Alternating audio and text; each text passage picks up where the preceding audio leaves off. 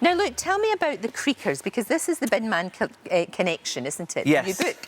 Yes, You basically. do rock that very well, you know. You can take it off if you want. I quite like it, to be honest. You're going to keep on your outfit jacket. It doesn't go with my glasses, though. I'm actually doing my glasses. Didn't think it through. Tell me about the Creakers. So the Creakers, it's basically about the strange noises that you hear at night time when you're in bed. Those strange creaks and clangs and knocks around the house, and the mysterious creatures that make them. And so basically, a young girl called Lucy wakes up one day.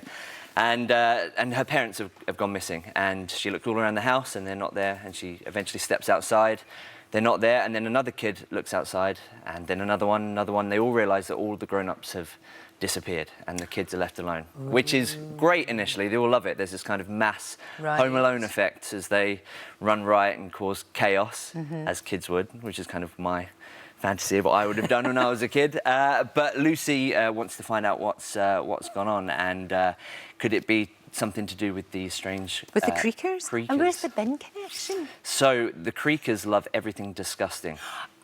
And which is the reason why they've taken the grown-ups, because grown-ups tidy up everything and kids are messy.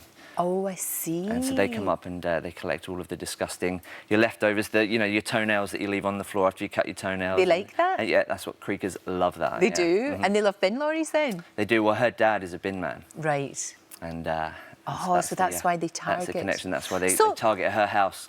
Tom, it's quite creepy. It is, yeah. It's a little bit spooky. It's like that, though. I think they quite enjoy a little bit of being a little... You know, I was fascinated with science fiction and alien stories, and it was that kind of the idea that something was a bit scary. Maybe I shouldn't be, I shouldn't be reading it, or I shouldn't be watching it, and that was the thing that fascinated me. And they're the things that have had kind of a lasting effect on my life. And so I hope that it's not. I think it's on the fun side of scary, a bit spooky. Yeah. It's spooky enough. Yeah. Without going into night terrors. Yeah, exactly, yeah. It's not that far. No, definitely not. Do you try your books out on your kids? Yeah, sometimes I do. Yeah, I mean, they're still, so Buzz is 3.5. Yeah, it's just a bit young. We're on picture books still with him. But he likes, we're reading, we just read Captain Underpants and a couple of others, so which are a bit, older and, for him. But he loves it. It's amazing seeing him have this kind of fascination with words and want to start knowing what word says things. I love it. And you can read your books, and also what I loved when my daughter was little is the books that I used to get read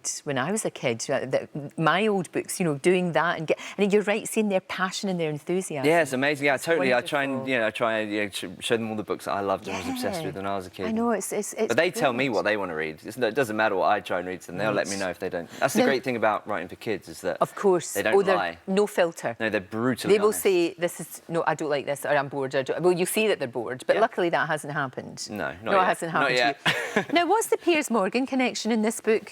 Well, there's a character in my book called Piers Snorgan, which is just pure coincidence. Nothing to do with anything. No, I mean, I didn't even realise. And is he a charming, delightful, very chilled guy in your book? Yes, you could say that, kind of. Or maybe not, It's great, though. It's really good. And you have built this incredible career up writing stories. Is it something you've always wanted to do and this sort of music came along? Yeah, I've always loved writing. I think when you write music little. Anyway, it's writing stories. You're telling stories through your lyrics. And my life just found its way into music. I've been playing music all my, since I was tiny. Sure. And but I've always loved reading and writing, and it's something that I've wanted to do for a very long time. And I've been writing kids' books now, I think, for maybe six years or something. Yeah, you must be, if not the most successful, certainly one of them. You have to be. You absolutely have to be. I don't know about that, but I love it though. It's a real. I get the same kind of satisfaction and buzz from writing these as I do writing music. Sure. It's really no, it makes perfect sense. It really does.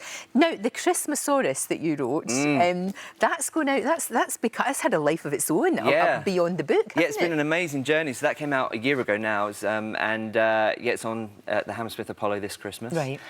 So I'm in that. So we're just putting the show together at the moment, and it's been developed into a movie, and it's been this incredible journey. That's amazing. I mean, we were talking earlier on, as you know, about Christmas coming too soon and all of that. We had a massive response from all of you this morning about that. Let's have a little look whether Christmas has come too early. Daz says, I've bought my Christmas presents. They're wrapped, they're tagged. Wow. And he showed us a picture of a few as well. Amberley says, never too early. I've got my presents wrapped and stacked against the wall, ready for the tree. We've had such a huge response. What about you? Do you think it's too soon? No, I love it. I get so excited when you start seeing, you start seeing them in the shops, and I'm always. It's October.